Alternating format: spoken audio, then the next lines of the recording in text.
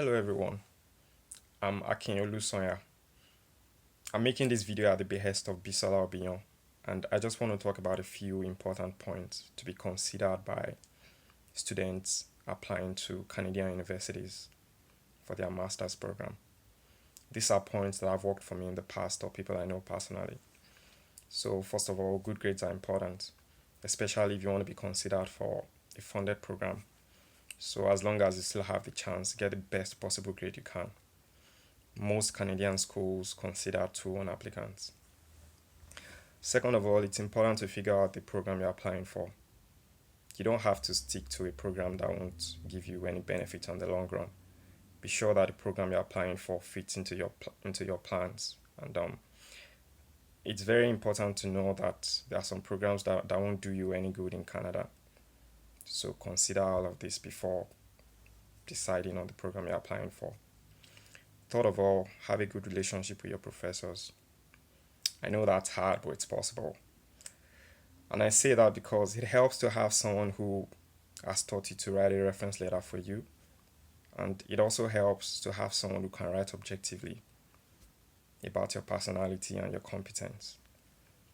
These are important points that will be considered by the admission committee when they're deciding on who to consider for admission. Fourth of all, while you're still in school, try to develop yourself personally.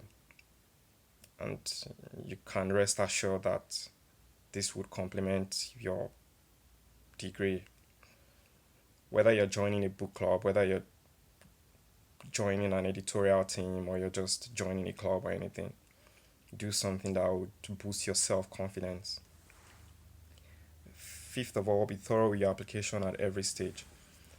Make sure that your statement of intent is error-free, concise, and clear. You don't have to use big words, just plain simple words that can be grasped by whoever is reviewing your application. Sixth of all, be honest with yourself. You don't have to claim to have some experience you don't have, just because you feel that will give you an edge. Ultimately, it may not give you the edge you desire. So just be plain and honest with yourself from the start. And last of all, be on time. It helps to have a timeline of things you want to do. It helps to know the deadline for the application, and it helps to work towards submitting your application before the deadline.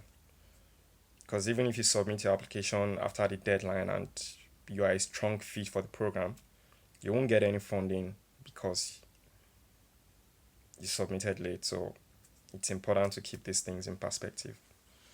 These are the points I wanted to make. Thank you for listening. Cheers.